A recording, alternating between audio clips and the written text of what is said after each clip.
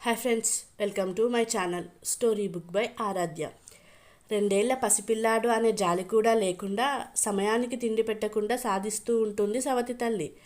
దాంతో కొడుకు బతికుంటే చాలు అని అనాథాశ్రమంలో వదిలేస్తాడు తండ్రి. కొన్నాళ్లకు అడ్డుగా ఉందని తల్లిని వృద్ధాశ్రమంలో వదిలేస్తాడు ఆమె సొంత కొడుకు. ఊహించని రీతిలో ఆ తల్లి తన సవతి కొడుకు ఇంటికి చేరుకుంటుంది. ఆమె అక్కడికి ఎలా చేరింది, వారి మధ్యన ఉన్న బంధం ఎలా బయటపడింది, ఆ తర్వాత ఏం జరిగిందో ఈరోజు మనం తెలుసుకుందాం. ఆశ్రమం వాకిట్లో కారాపి లోపలికి వెళ్ళారు మాధవ్, మమత.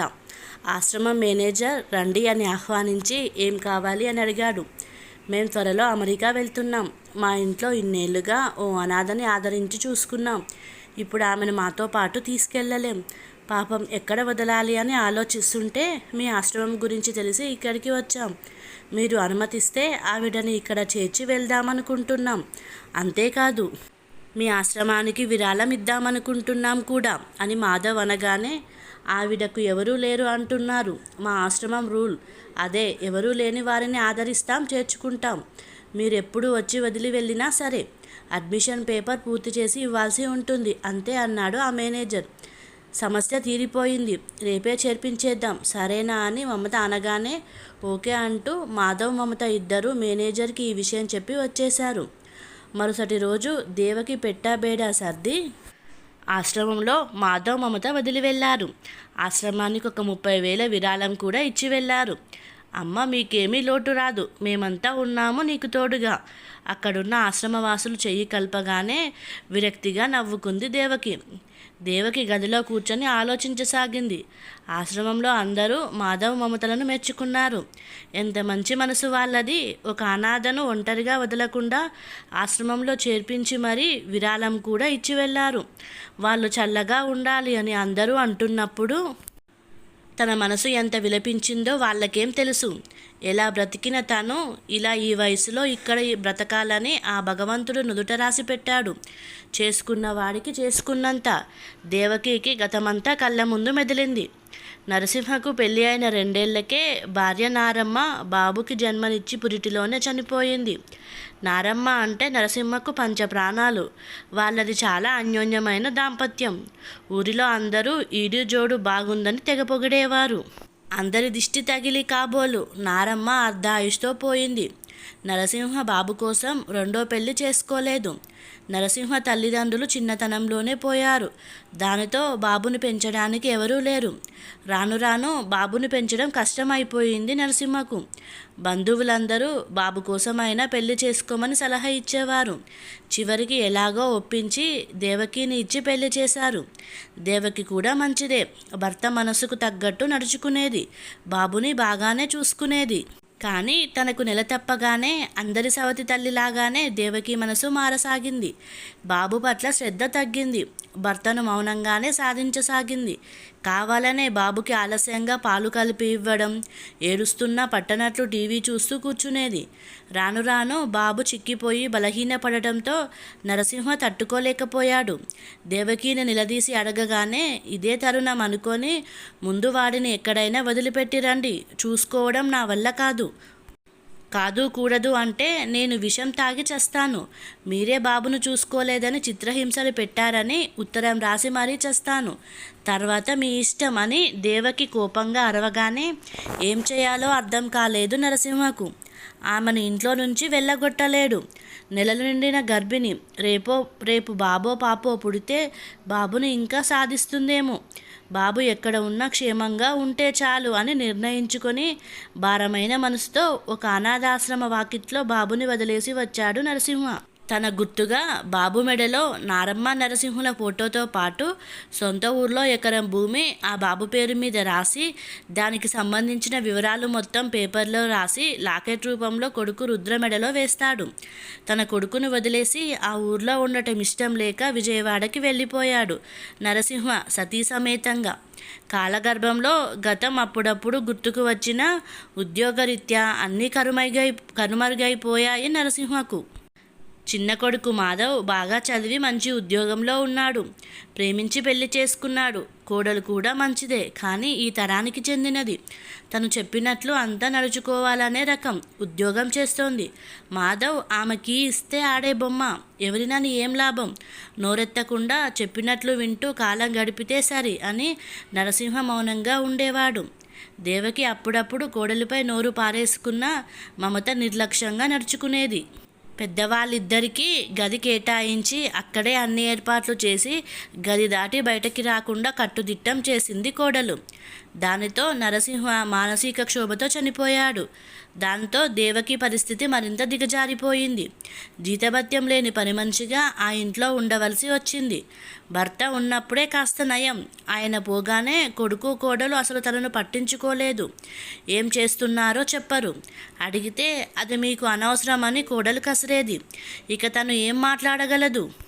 మౌనమే శరణ్యం అనుకొని మూగదానిలా ఉండిపోయింది. 2 ఏళ్లు కూడా నిండని సవతి కొడుకుని నిర్లక్ష్యం చేసి నిరసనగా చూసింది గుర్తుకొచ్చింది దేవకికి. అందుకే భగవంతుడు తనకి ఈ శిక్ష విధించాడు కాబోలు. ఆ తల్లి కొడుకు శాపమే కొడుకు కోడల రూపంలో సాధించుతున్నట్లు ఉంది అని బాధపడేది. అనుభవించక తప్పదు. కనీసం ఇంట్లో నుండి బయటకి గెంటేయకుండా ఉంచారు. అది చాలు అని తృప్తి పడేది దేవకి. ఎదురు చూస్తున్న అమెరికా జాబు దొరికింది మాధవ్కి. ఇక కొడుకు కోడలికి భూమి మీద కాలు నిలబడడం లేదు. త్వరగా వెళ్ళిపోవాలని ప్రయత్నాలు మొదలుపెట్టారు. ఇంటికి అద్దెకి ఇచ్చే ఏర్పాటు చేశారు. దేవకికి లోపట ఎక్కడో చిన్న ఆశ, తనను కూడా తీసుకెళ్తారేమో అని.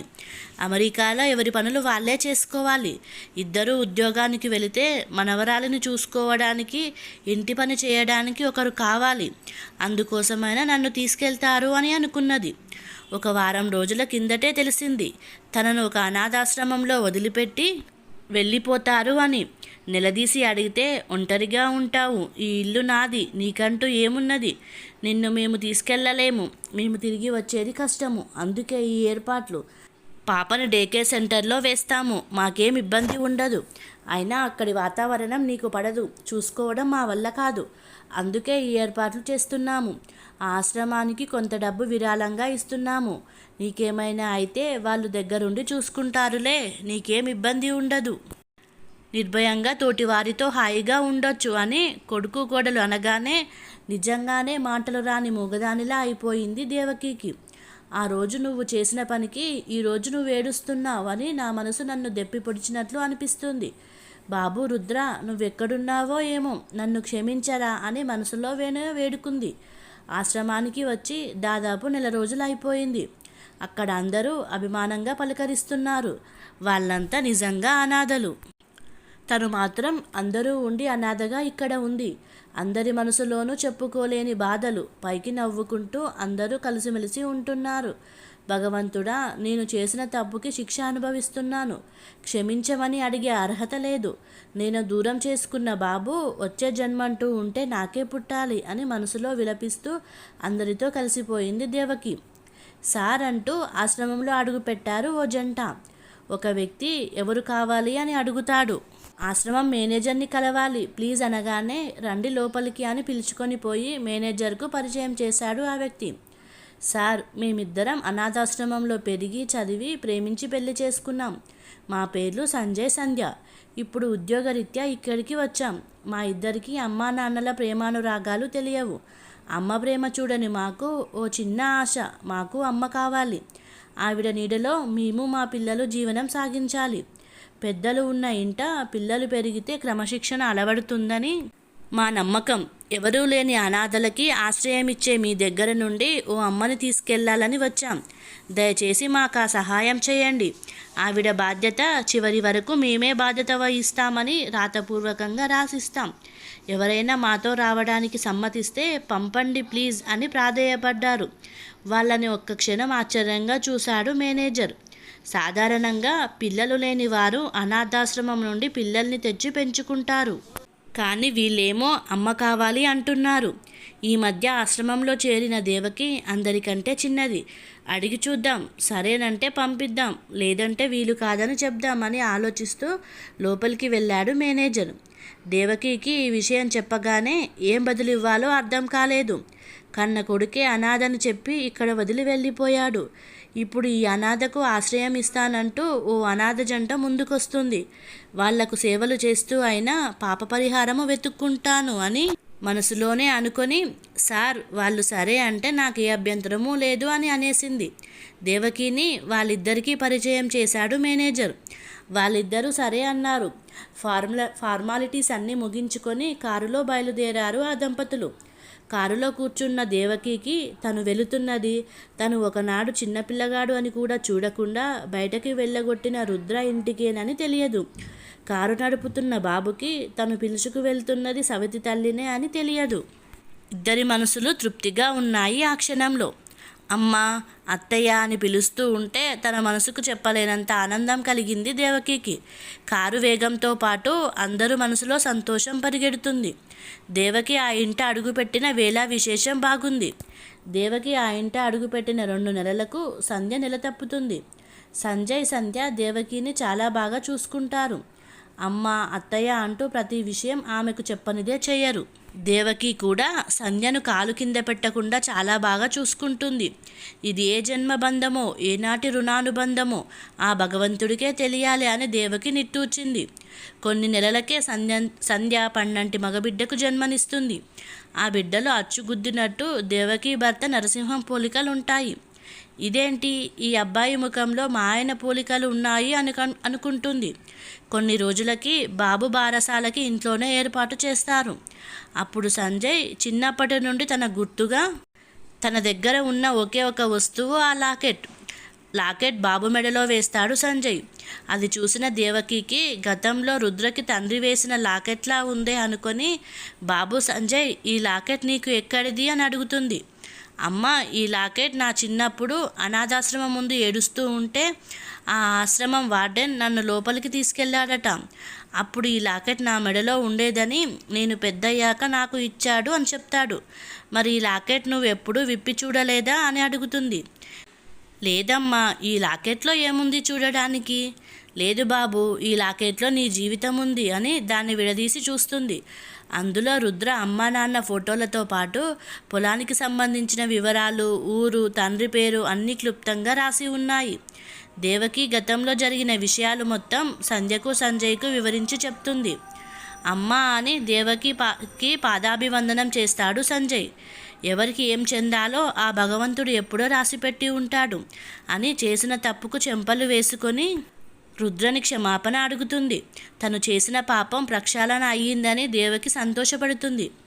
అమెరికా వెళ్ళిన మాధవ్కు కొన్ని మిస్టేక్ల వలన ఉద్యోగం పోవడంతో మమత ఒక్కతే ఉద్యోగం చేస్తూ సంసారం నెట్టుకు రాలేక మాధవకు ఎక్కడా ఉద్యోగం దొరక్క తిరిగి ఇండియా వచ్చేస్తారు. కన్నతల్లిని అనాథను చేసి అమెరికా వెళ్ళిపోయిన మాధవ్కు తగిన శాస్తి జరిగిందని మాధవ్ తనలో తానే అనుకుంటాడు. ఇండియా వచ్చాక అనాథాశ్రమానికి వెళ్ళి చూస్తే అమ్మ అక్కడ లేదు అని తెలుసుకొని మనోవేదనకు గురై ఆరోగ్యం పాడు చేసుకొని హాస్పిటల్లో జాయిన్ అవుతాడు. అదే హాస్పిటల్కి దేవకి కూడా సంధ్యతో పాటు వస్తుంది, బాబుకి హెల్త్ చెకప్ చేయించడానికి. అనుకోకుండా అత్తగారికి కోడలు ఎదురుపడుతుంది. ఒకరి ముఖాలు ఒకరు చూసుకొని స్థానువులైపోతారు. మమత కన్నీళ్ల పర్యంతమవుతూ అత్తయ్య అంటూ దేవకిని చుట్టేసుకుంటుంది.